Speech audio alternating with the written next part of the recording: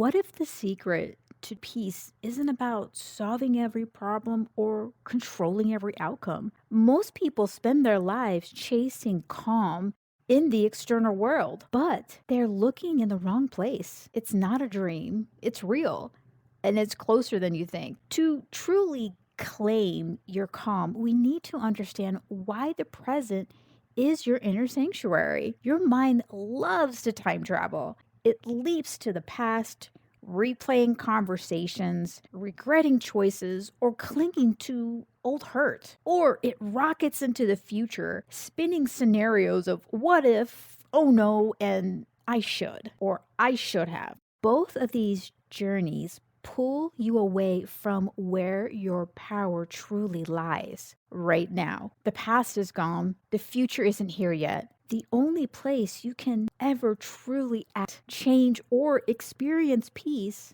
is in this very moment. When you bring your attention fully to the present, you literally starve the overthinking of the past and the future. They can't exist where your attention is. The present moment is your inner sanctuary because this is the only place where you truly are free from the mental loops. It's where your clarity lies, where solutions can emerge, and where you can breathe and just be. And here's the science of presence. Regularly bringing your attention to the present actually rewires your brain, strengthening the neural pathways associated with calm and focus. Are you feeling that pull towards that inner calm and clarity?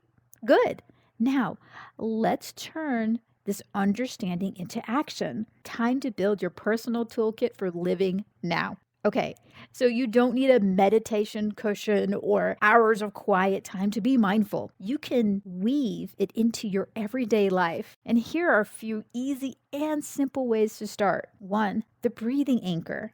Whenever you're feeling overthinking, starting to creep in, or just a few times a day, take a moment. Simply notice your breath. Don't attempt to change it, just observe it. Feel the air entering in your nose, filling your lungs, and leaving your body. Focus on the sensation of one full inhale and one full exhale. This simple act immediately pulls your attention back to the present. Number two, the five senses check in. This is a quick way to ground yourself and a cool little hack. Look around and name five things you see. So, for example, I see a black pen, a desk, an iPhone, a stack of books, and a sleeping dog. Next, four things you can hear.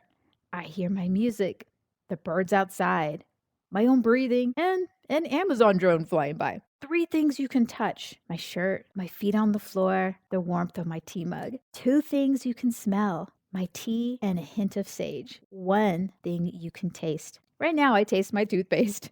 This exercise forces your brain to engage with your immediate environment, pulling away from the abstract worries. So let me go ahead and repeat that again. So it's going to be five things you see, four things you hear, three things you can touch, two things you can smell, and one thing you can taste. Number three, mindful moments. Pick one everyday activity and do it with your full attention. I'll give you an example of three you could choose from. Mindful eating. Really taste your food. Notice the texture, the flavor, how it feels in your mouth, how it smells. No scrolling on your phone, no watching TV, no distractions. Just be completely present with your food and the act of eating. Mindful walking. Feel your feet connected to the ground. Notice the gentle swing of your arms and how your body moves. Pay attention to the sights and the sounds around you. The leaves rustling from the trees, the distant chatter, the color of the sky. No headphones, no planning your day, just